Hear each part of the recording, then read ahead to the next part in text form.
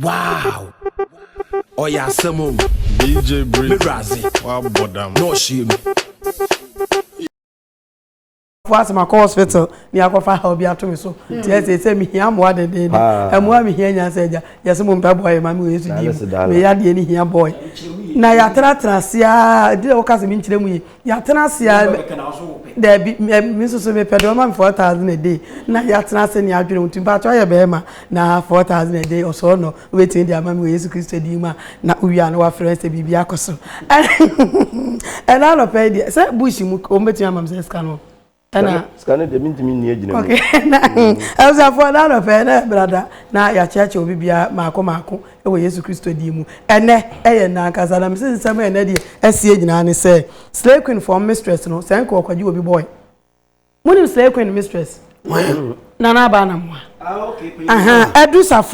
Edusafo aba be kasa ho. Say yen kan kire no. Mo nko ne boy na state obi. Ena asa ne office mo esu obi. No wa mobra say adwuma mu top no tie say de ma mobra me tie adwuma mu top so what asem na say o say adwuma mu top nti say de oba betworo o say no de on fa ho enu o de abetudwa someone say Ahmed Swale someone so awu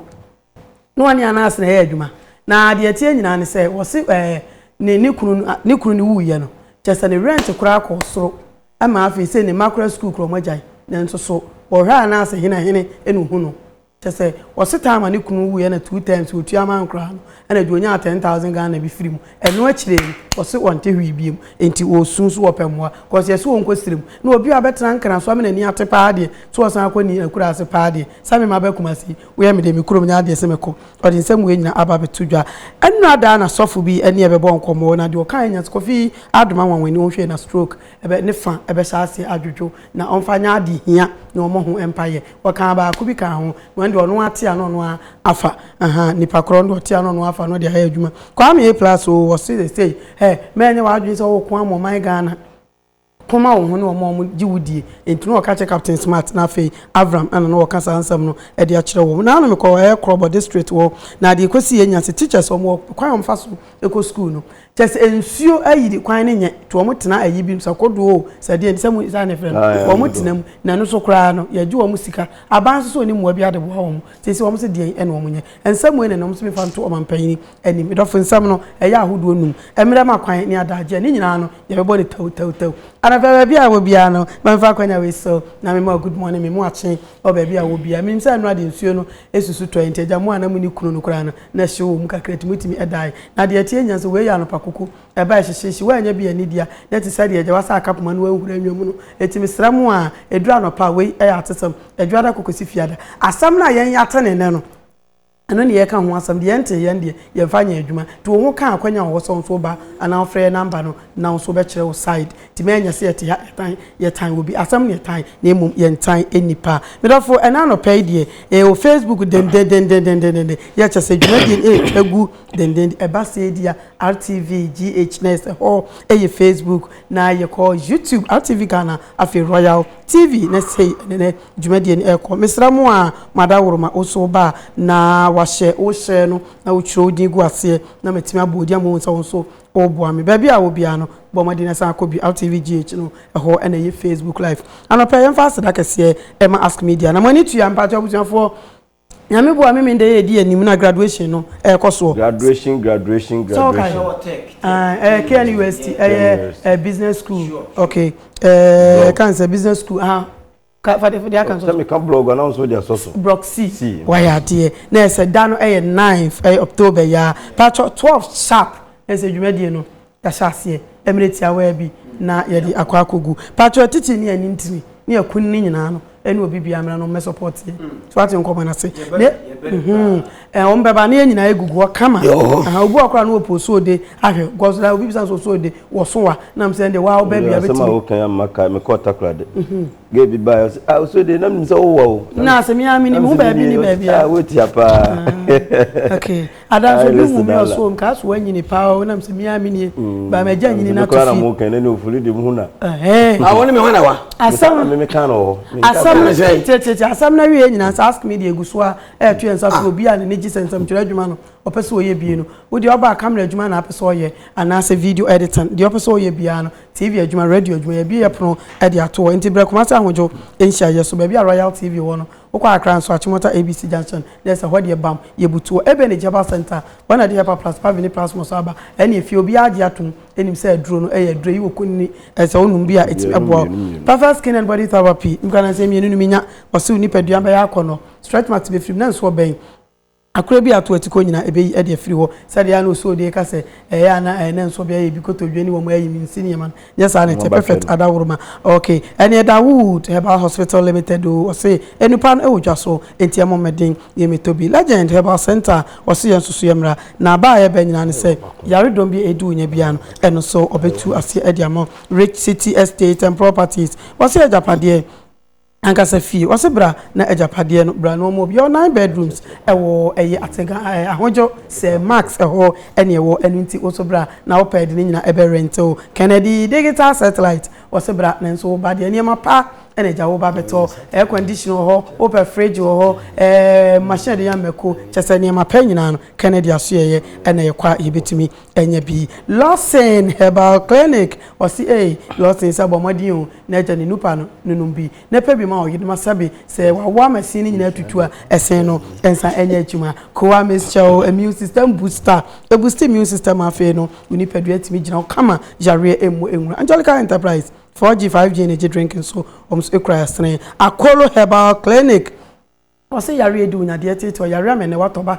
ene yare bebre ho bi tim ka seni na duro se bomade na bra na so ye oba na so ye poku krom bokanchia na se ya oben house no obetim ehu no Franco Trading Enterprise wose nyame ya adum o ya tete so wie ye no se niema ya san akaja edi agum bra na betobi abapa mo ye online shopping ene travel and tour ene driving school sounds no endpoint homeopathic clinic wose bomade na bra Mactonto Cargo Express Dr. Fokue Herbal Clinic wose se what man wa ba ache na o mpedia bra no ntu ase yare don bia wotu ase ya ono so baby o nyina eye se uduru pechi number 1 obutu dendende Anita Hotel Limited Best Man Capsules is Child Herbal Center for Edi Abesomo ye wasini nyina oba na bibibi akoso na Pulse Fitness Center ya wani tu ase anafe denyam okay officer cement na me so smafa East Legon Lizzy Sport Complex ene de eni eche mo so fo ma de nyina hin ba se wa boss cost trouble eja me bunfun ba dendende e ba se de eja me dan mo se kompanyi na kom aba no eja for 8 to 3 ntuma de mo den oni tu ase na eja oso do wa ha e na e ka re se chinchina atwa ya e ka re se shompo so tuatua nti aso ase ba akuse abia fo ma mu nyina kwa ba mo ya de what another room easy la sa mo ya pa go pardon but nyame anim ni my boyfriend o ya ade 419 cause we be ka sa share ta go to ni store o si asidan ko man wate echi ya ni mienu ka ho ma me o ya ade Ragato ana ni pa ko fa utri so ho kan form ni so ya chi ani mienu ya ne Jani ya ejene mienu sense no don se ejene mienu ya ne sense no don se wuro o say Sadek okay yanko ya ni mo Yesu Kristo di mu na no pe dia na asem kwa to kakra fa amaso pa why I want more stress one more pain ni pa no na ba and some we are aware that hook up the oya de so ni hook up obi for so na akọ na and then you are the professional bi o now bo de ukọ yi keke ko ko je na yi okay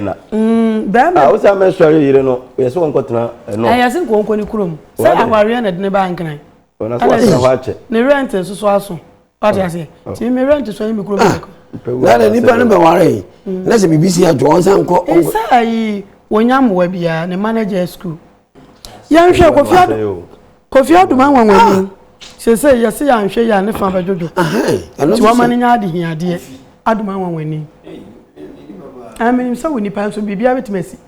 paten ko manase eye woni pa nche se stroke ntimi nya no ona se ne Yesu ho ne etwa jonti nti wo de yentie se de soft no kan ye ba na yesu ye de mpai ba cho han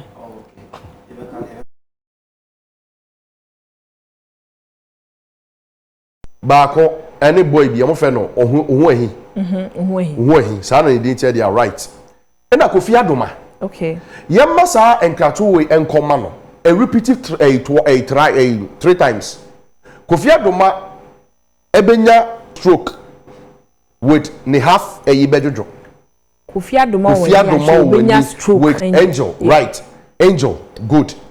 There's an attack of sickness. Hey, you stroke. Ebe kono so. Also, prophecy Bama and Mama Brown. One Mary shall video ni diaba. Na by God's grace next week ebebo. One prophecy ni Bama no what but ofane say asofo ya aba de. Your name comes there. Eye dwuma sisi a. Attack ni ye dwuma. Na say one man ni amere as attack ni ye dwuma no wa hwe ni a ebe kana to form wontimi sorry. Also, yes, Nakopon fight yesu ebie ye ni ma ye hu bibi ni ye kan. Eni kwa so obi didi agoro. Bronsa betimi akasa akere wo.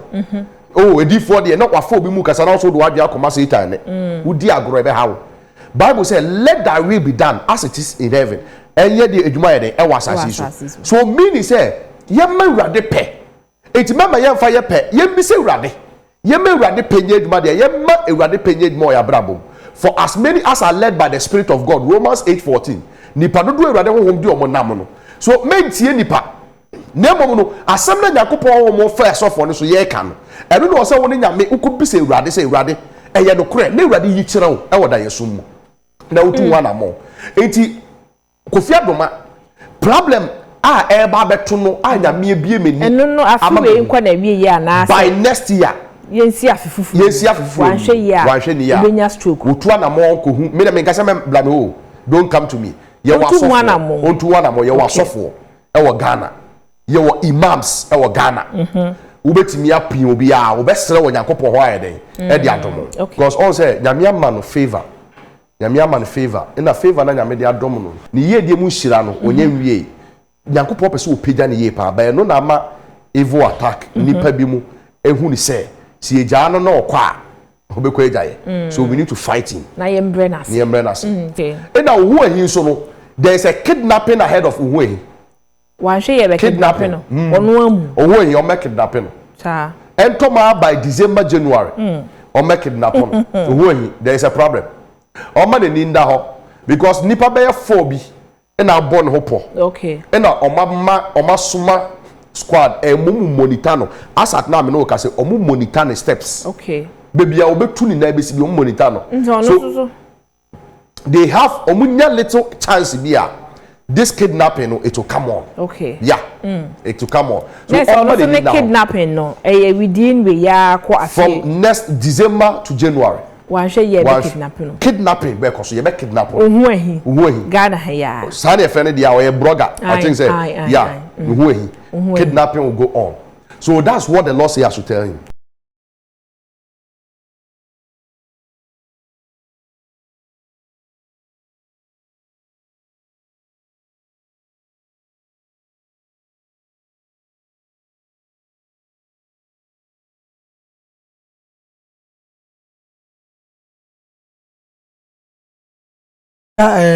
Amanko haji mahimana nchari mienu ana adwuma ru birthday o yansere Yakopon hia mfama no birthday happy birthday to you doctor happy birthday to you happy birthday happy birthday to you doctor Amamba Ajimai. Ena Yakopon amana. Ena na woda. Ena da be. Ena black suit. The biale. Ena to platform. Ada brada. Think of bibia. Ada brada dia. Ena na chese. Ena na chese de yamiase. Ena no one ne ka kala nyina no eh. Mini de enta ka se na brada na. Ena ko ko into share black na. I'm not telling you, or you travel to a black na yini pa A nice guy. Enti ada opera. Nyankopon ma ni ncha. Nyankopon ma ni ncha. Pa. Na okutekute esa mo ntie nkrofo. Asabri nyina asa me ba ya no be cha de na napoku nso ni ye da na se. Napoku. I mean Chana. South Africa ni. Ya wo ti fi o ka esa me wa ho meti. Napoku. Obi abena no. Eno obu papa be obu ene so mani se. Me so dem so church no so we. So ni mo pagu a on chen wase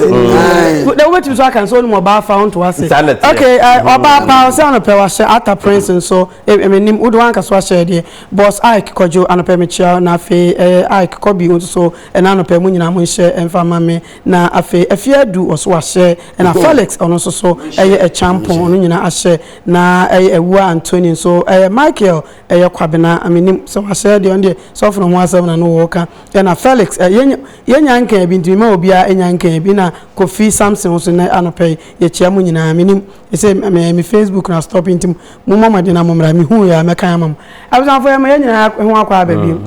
na ma chia na poku ni mienu me na no oba cha de ma chia ni mienu na aja de tie nyina nsa na yenka je nwe say ya na ade ache enche be sole so say na papa ya ba be kan o si Kofi Adoma wa nhwe ya le fa be jojo o ba nyame no kwasem ni o ho ayefew o me ho de ayefew me sa sorry nso bibia be she bia fata amba bola asim se bi she obi na na sisi baby o wa e fata o ana me sha chale na ba adwuma nya we o nice lady nice ada o pa mi ana o na da mi nu aba de obi kan ti me ni kura me nya we o ba de obe sa da akọ asida kese pa no enkomo otunfo nya ayeye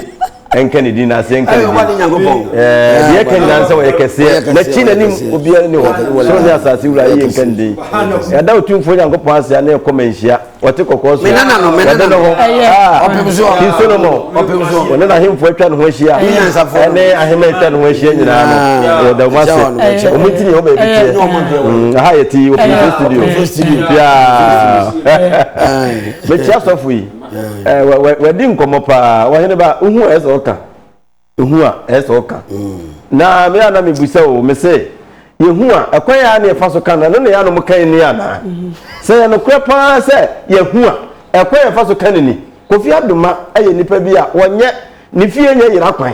na dwuma mu nya yira kwan ni number nya yira jese ni YouTube nya adenti na ye hwehwe no na ye kan tere se Kofi sei hwe asemi wa sabe be prophet Abraham ni monyam enye ni monyam nti no wo ye o eni monyam no wo ya ma otumfo Nyankopon enye nipa ni monyam se wudi sa no wachi di a ene da bia no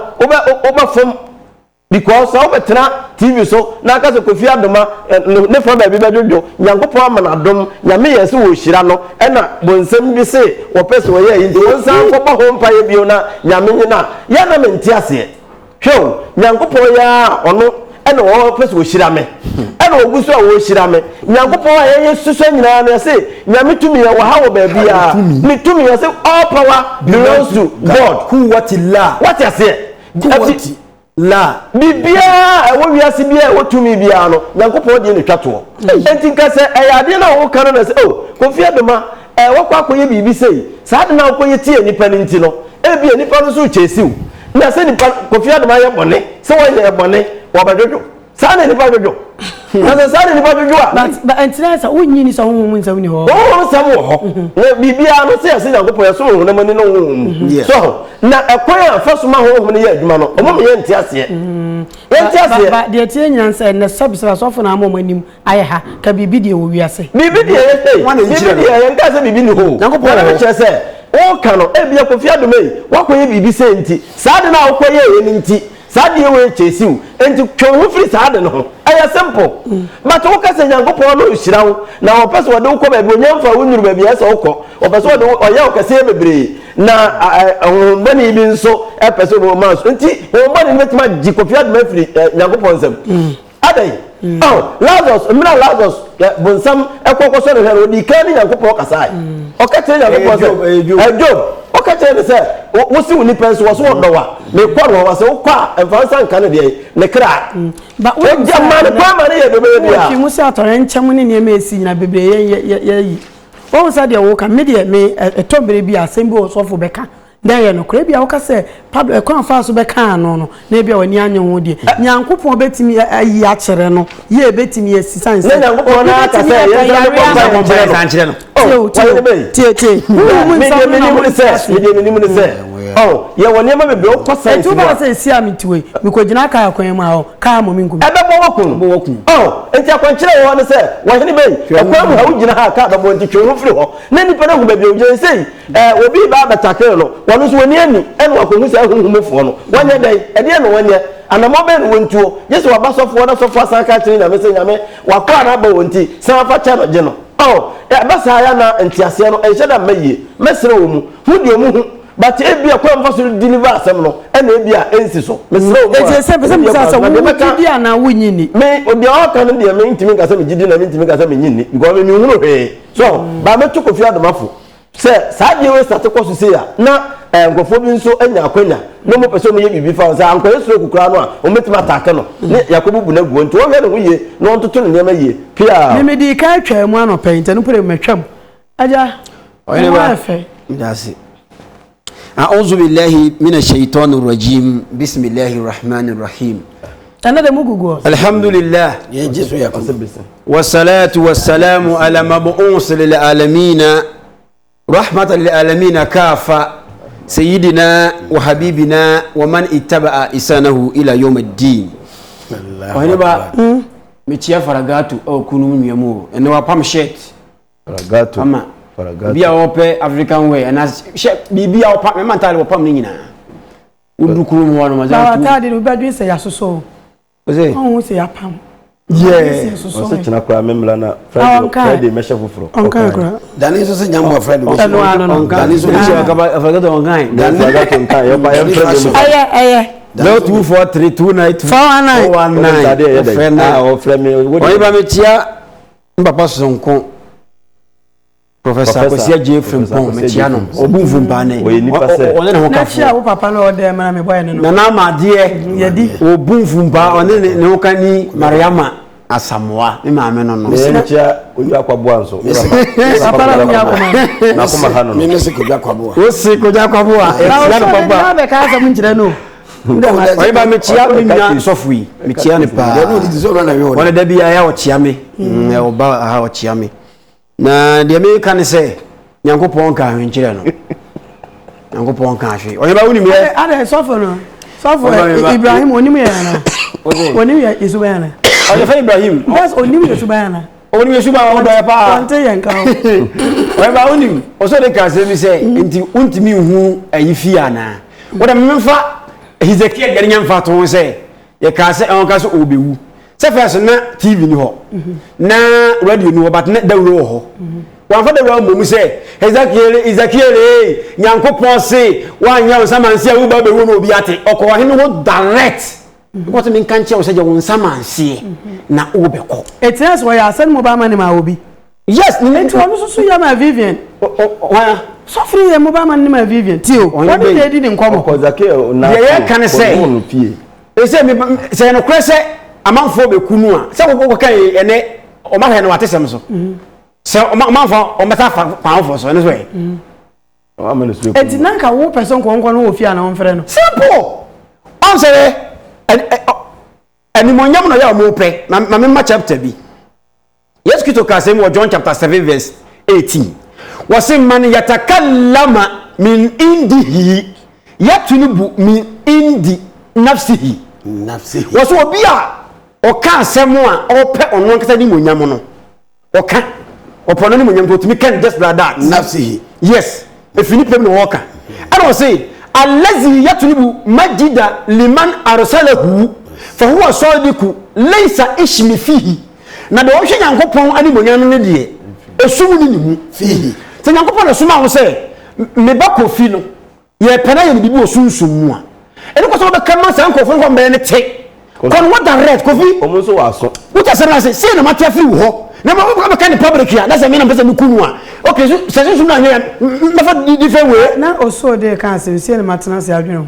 say no say nyankopon na kan say stroke o so hwan na de be ma no was in atamfo because or cost nti atamfo na o mo de be man ani nti yakopon so ye meka nkire kofi se wo hwe ne hu yiye eti ni wo hwe ne hu yiye ni mo mpa ye nkire wan ye nda bia menka nti yakopon hu yiye na do aba won twam da bia me ka asem we se yankopon no no yiye ade che wo se yensa mo mpa ye nkire no it doesn't make sense to me se wo se ye be kuna una wo power nyina kuwati la twam na mo so ba kase se wanya bibia enka se physical dia kofi so da na o ja ka kuma ka about you ene mi se mi ko ja ka ko mu wono uta na se na mo spiritual dia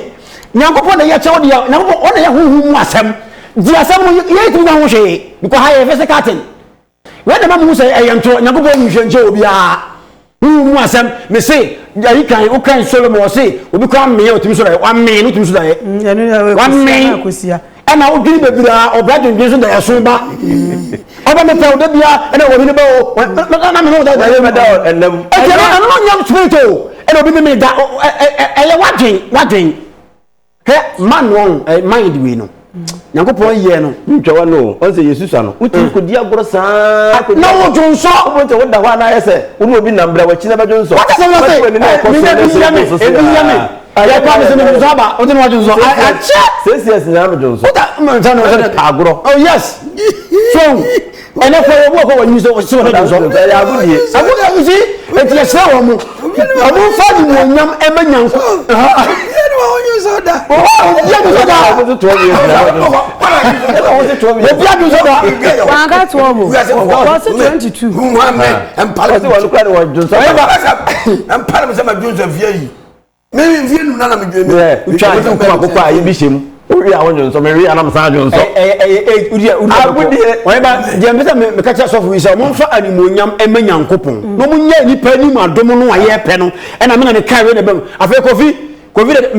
Baby ya we start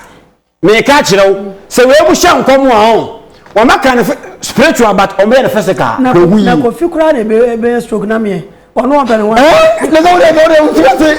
eti yesre mun kan nyango po aka nyango po kan nche o me pe oni munyam pia e ko ru ni tipe mi tipe kla ma ne ma se ebu e twantwan kuma ya chi apostle min kama no Ivana Roma Chapel o se enkaje bia e portion about boni mi minka e Arabic because mi hia no e wo fia kire se o so be kire mi mu de enta yakopon ti bi kire wo bi se o me kan kire me se so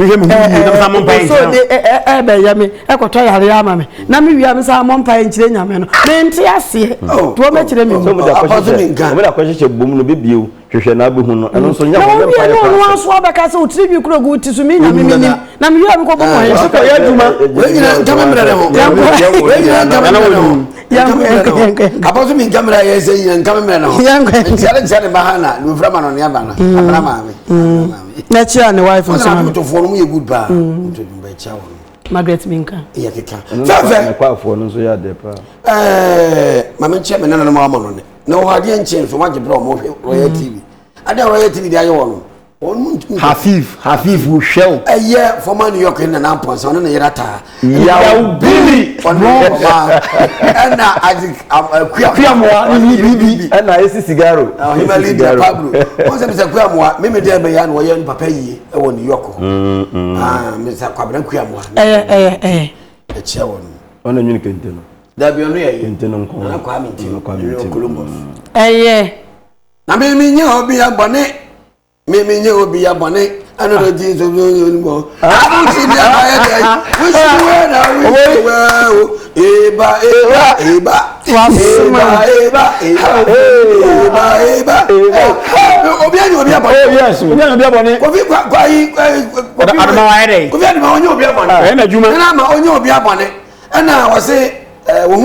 One of the some can yeah, one of them can also so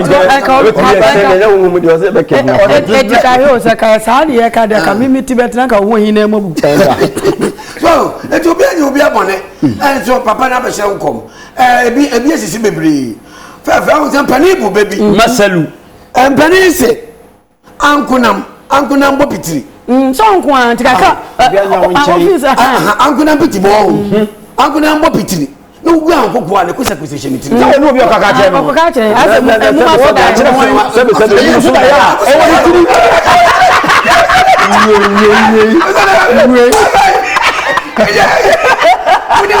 o to be sare na pita maso be balasa baza sa fa un pene bu baby masalu na bene to kunjiri boda wura shita obi nya so to di bra